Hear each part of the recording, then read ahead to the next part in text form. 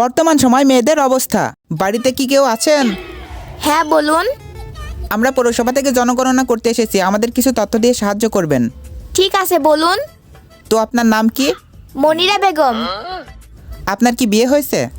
আজব তো, বিয়ে না হলে এটা কি আমি প্লে স্টোর থেকে ডাউনলোড দিলাম। তো আপনার বয়স কত? 22। আপনার স্বামীর বয়স কত? 51। হা করে তাকিয়ে থাকেন না, যা করছেন তাই করেন। ও হ্যাঁ, আপনার বাচ্চার নাম বলুন। হ্যাঁ কোনটার বলবো? কেন, আপনার আবার কয়টা? হবে 1-2 খালি। থাক ম্যাডাম, ওরা হিসাবের বাইরেই থাক।